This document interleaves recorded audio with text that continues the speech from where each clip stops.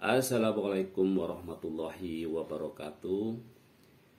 Sambillah kita pada podcast terakhir ya, berkenaan dengan kontroversi tentang zakat dan pajak ya. Jadi tadi kita sudah sampaikan ya bagaimana ancaman-ancaman terhadap kita yang punya kewajiban membayar zakat jika kita tidak melakukan atau tidak membayarnya ya. Kemudian juga kita sampaikan tentang bagaimana pandangan Islam tentang pajak, posisi pajak ya. Dan kita lihat ada dua pendapat. Yang pertama ya, pajak itu tidak, bagi orang Islam tidak boleh lagi ditarik pajak karena sudah punya kewajiban membayar zakat gitu ya. Tetapi ada juga ulama yang membolehkan, tetapi membolehkannya dengan syarat, di mana syaratnya itu adalah situasi gitu ya. Jadi ada dua pendapat para ulama mengenai pemungutan pajak ini, yang sesungguhnya hanya diperuntukkan bagi kaum non muslim pada awalnya, tadi kita sampaikan ya, dan hanya boleh dipungut kalaupun dipungut pada umat Islam atau Muslim ya, jika negara dalam keadaan genting dan tidak terdapat kas sama sekali ya. Lalu bagaimana dengan negara yang tetap memungut pajak? Bagaimana dengan negara yang kasnya masih banyak gitu ya, tetapi tetap memungut pajak ya, walaupun kas negara masih melimpah ya. Nah, hal seperti ini sebenarnya tidak diperbolehkan tentu saja ya, karena termasuk kezaliman terhadap rakyat ya. Ini harus menjadi catatan utamanya ya. Jadi ketika kas negara masih melimpah gitu ya, itu maka memungut pajak pada muslimin ya, itu menjadi sebuah kezaliman ya. Nah, namun yang harus kita hadapi saat ini kan, kita ada di satu negara di mana ya, mungkin saya kira kita semuanya punya pendapat atau pandangan tentang darurat tadi ya. Apakah betul kita itu darurat ya gitu ya. Saya kira hampir semua sepakat mengatakan tidaklah darurat gitu ya. Karena pajak kita kan dipakai untuk apa sih gitu ya. Ya, tidak usah saya sebutkan, nanti banyak orang tersinggung kan gitu ya. Jadi, nah intinya bagaimana kemudian kita menyikapi hal-hal seperti ini ya. Nah, dan itulah jadi tadi yang menjadi pertanyaan dari diskusi di Ahad pagi, di minggu hari Ahad tadi ya. Nah, bagaimana jika pemimpin tersebut tetap menarik tadi ya, walaupun itu zalim ya. Nah, ada banyak pendapat ya. Ada yang mengatakan tetap saja kita harus patuh ya.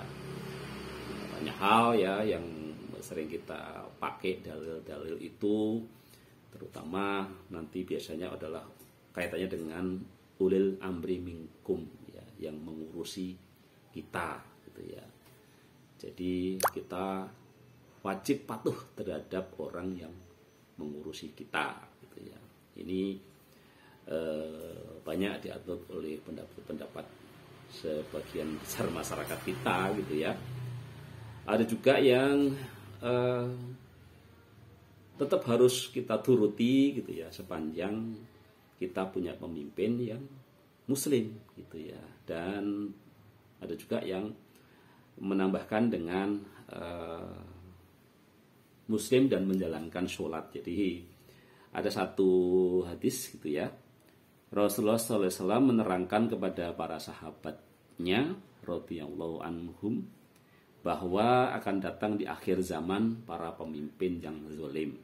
Kemudian beliau akan datang di akhir zaman penuh zalim ya. Kemudian beliau ditanya tentang sikap kaum muslimin, bolehkah melawan atau memberontak ya. Lalu Rasulullah SAW menjawab, tidak boleh ya, selagi mereka masih menjalankan sholat ya. Jadi ini satu pendapat ya, dengan dasar tadi ya, dengan dasar satu riwayat tadi ya. Kemudian juga ada yang mendasarkan pada riwayat yang lain ya, akan datang sesudahku para pemimpin, mereka tidak mengambil petunjukku dan juga tidak melaksanakan tuntunanku, dan kelak akan ada para pemimpin yang hatinya seperti hati setan gitu ya, dalam jasad manusia. Maka aku, Hudzaifah, bertanya, wahai Rasulullah, apa yang aku perbuat jika aku mendapati hal seperti ini? Maka beliau bersabda, hendaklah engkau mendengar dan taat kepada pemimpinmu, walaupun punggungmu dipukul dan hartamu dirampas, tetaplah dengar dan taat kepadanya. Ya, ini hadis riwayat Muslim ya. Dan inilah yang dijadikan sebagian ulama-ulama kita ya, untuk kita tetap taat pada negara gitu ya. Kemudian yang memang harus kita sampaikan bahwa nah, aturan-aturan tentang tidak boleh tidaknya memungut pajak tadi, tentu saja semua yang kita bicarakan tadi, kita akan perspektif Islam yang harus digarisbawahi bahwa negara kita ini bukan negara Islam ya. Dan kita sampai saat ini kita masih menganut yang namanya demokrasi ya, dalam tanda petik ya, karena banyak orang juga mengatakan demokrasi kita ini kan sudah juga keluar dari demokrasi yang sebenarnya gitu ya. Tetapi itulah kenyataan yang harus kita terima, dan saya kira perjuangan untuk bagaimana supaya tadi ya tidak terjadi kontroversi atau berbeda-beda pendapatnya tentang zakat dan pajak gitu ya. Ada beberapa upaya ya dari pemerintah juga, tentu saja juga dari orang-orang Muslim, untuk bagaimana misalnya memberikan keringanan atau diintegrasikan gitu ya. Jadi mereka yang sudah membayar zakatnya tertib, kemudian beri keringanan terhadap pembayaran pajaknya gitu ya. Nah, ini salah satu ya solusi gitu ya. Tetapi yang lebih dari itu yang memang harus kita bangun adalah memang juga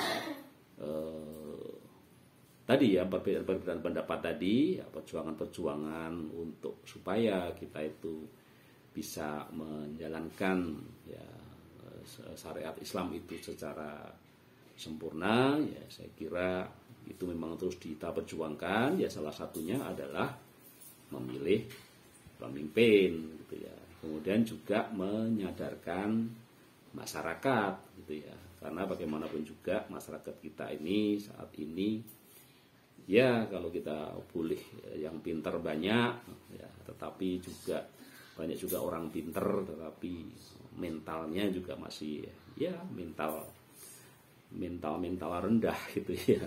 Jadi uang tetap dianggap itu segalanya gitu ya. Jadi sangat takut miskin ya, takut tidak punya jabatan gitu ya. Walaupun selalu juga sering mengatakan bahwa ini kan saya bagian dari, saya harus masuk di dalam ya, untuk mempengaruhi di dalam ya. Jadi mari kita terus berusaha, kita terus berdakwah kepada masyarakat bawah. Jadi dan mudah-mudahan ke depannya kita mendapatkan pemimpin-pemimpin yang tidak dalam kategori zolim tadi, menuju pemimpin-pemimpin yang lebih amanah, fatonah ya, kemudian tablik yang sudah kita sampaikan ya, dari pemimpin-pemimpin yang memang betul-betul mengakomodasi tentang nilai-nilai Islam ya, dan kita juga menjadi ya kehidupan beragama kita menjadi lebih baik gitu ya. Jadi saya kira itu ya yang bisa kita sampaikan, dan mudah-mudahan kita bisa memposisikan di posisi kita masing-masing ya untuk terus berjuang menegakkan syariat ya, dan juga berjuang untuk bagaimana kita terus mengkampanyekan bagaimana memilih pemimpin yang memang akan memperjuangkan Islam. Selamat berjuang, dan mari kita berjuang bersama-sama sesuai dengan peran kita masing-masing. Sekian, salam sehat, sehat fisik, sehat mental, sosial, dan spiritual. Wassalamualaikum warahmatullahi wabarakatuh.